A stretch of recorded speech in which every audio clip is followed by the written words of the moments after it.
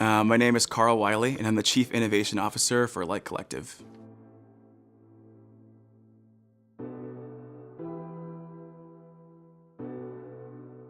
So the Chief Innovation Officer is really to keep us on the forefront of what's happening and what's working across the country to serve young people in situations of poverty and homelessness. So keeping us ahead of the game and learning what's working and finding whether it be research or a program that is doing something completely new. How do we learn from them? How do we find those things and implement them locally with LYTE Collective? And a couple of innovative things that I think I'm bringing to this role, specifically under the Chief Innovation Officer, is around music studio, and also bringing in potentially some of the options for doing social innovation and really having products and things we can sell that will then fund and drive more services for the program.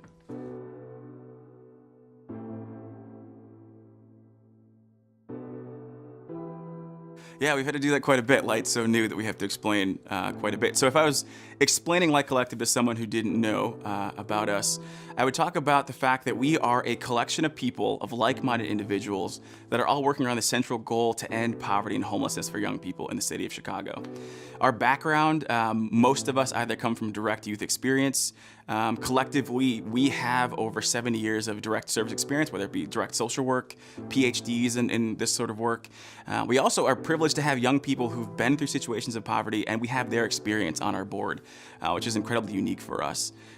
So we brought all of us together in a really intentional way to do something different for the city of Chicago and really help young people in these situations that are tough for anyone, but really tough for young people in particular, to just be a support service, be a hub where they can come help better themselves and better a community, and just really sort of work the way out of that.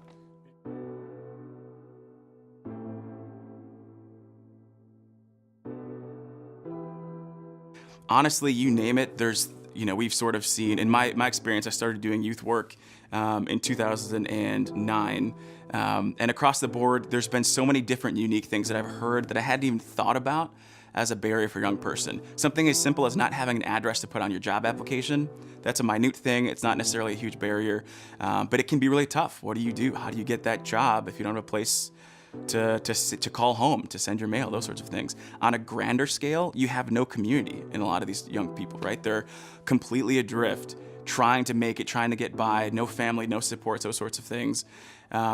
It's incredibly difficult, across the board. A lot of times then, there's also the economic issues, right? For young people in situations of poverty and homelessness, not having income means that you're sort of at the will of the weather, right? You're being outside, you have all these sorts of things to deal with. You're sleeping in abandoned spaces that are not safe. You're having to do work that either you're not proud of or that's unsafe, that is dangerous.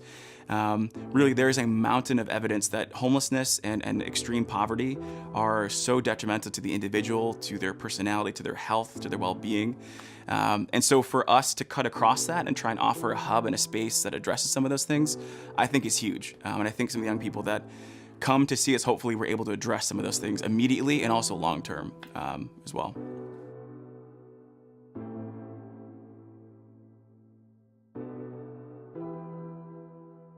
Yeah, so why fund something new? Why take resources that exist and put them towards LYTE Collective? I think that there's a tremendous lack of funding across the board, right? So we're already dealing with a bottom of the barrel, not a lot of funding, and we're all sort of fighting over crumbs to do what I believe is one of the most important things we can possibly do as a society, is just make sure people have a place to go and a place to say, this is where I live, this is where I stay, and I'm working and doing X, Y, and Z, right? So we need to do that, but we don't have the resources currently available at the state level in the state of Illinois, at the federal level through HUD and through all these other places. One of the benefits I've had in my career up so far is to get a good snapshot of the landscape of what things look like across the country. Everyone is struggling. Everyone is having a tough time making ends meet in their communities, and funding these programs are the first thing to get cut. And honestly, I think the political landscape doesn't look really great in the future. So I think it's important that the behind LYTE Collective, right? Live your truth everywhere. This idea of living your truth is about, despite the systems that exist, we're gonna make an attempt to do this. We're gonna do this. We're gonna cut across the noise and say, this is still important. This is one of the most important things we can do. And we're gonna devote our time and effort, energy, and funds into making a difference for youth in the city of Chicago.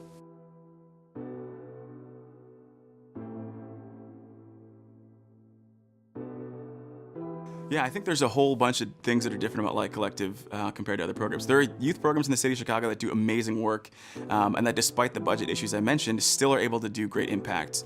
One of the things that sometimes they're not able to do, some of the most important things we can do for young people get cut first when budgets are tight. So things like art, things like yoga, things like expression, poetry, field trips, like, outside learning, those sorts of things are viewed as ancillary. They're viewed as less important than a bed and a place to eat, which are incredibly important things. I don't want to shortchange those.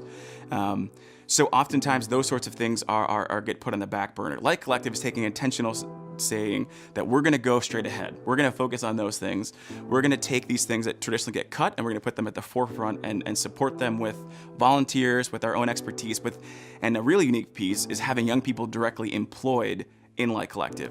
But we're gonna be really intentional about this. We are having young people that are brought on as staff members. A vast majority of the staff in LYTE Collective will be leading services who are formerly youth experiencing homelessness or are currently youth that are just really trying to give back. Really sets us apart, I think, in that realm. And then finally, I would say, I think this attention to arts, specifically that music studio, having been part of music studios in the past and helping set up some spaces around music and recording and expression, the intentionality and the focus of a studio here is unlike any energy I've felt in other places. And even describing some of the things that we are poised to do with LYTE Collective to young people, they light up. They're so into this idea of being able to do this sort of thing. And not that studios are traditionally out of reach. They cost money, they cost time. It's a whole network of places that you can't really access. But for youth here, we can say, this is a spot you already come at. You can do your laundry here, you can get something to eat, you can talk to your, a social worker or a therapist and whatnot, you can engage in a community. Hey, also we have a full-fledged studio. You're just gonna, young people are really gonna flock to that. We've already seen in the conversations that young people are super stoked for this.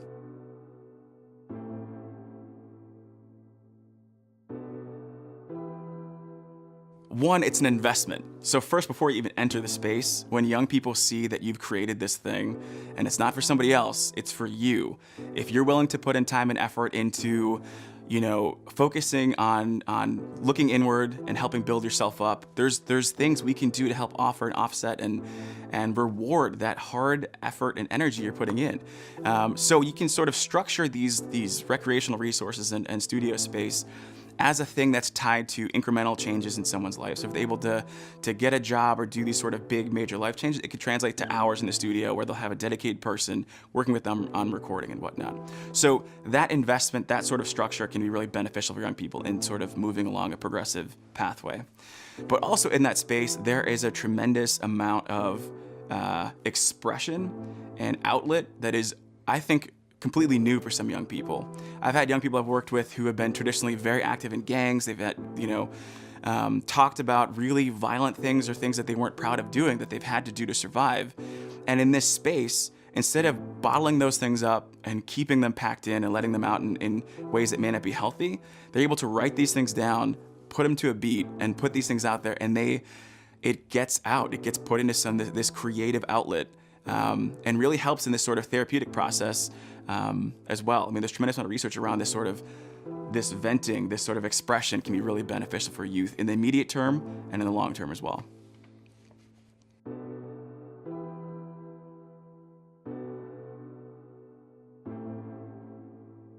Why am I here right now? I'm a terrible bowler, so that's why I'm not going to do that. But I do like bowling. Why do I do this work? Why am I with LYTE Collective? It represents something. I've worked in youth spaces, and I've had a passion for connecting and helping young people for a number of years.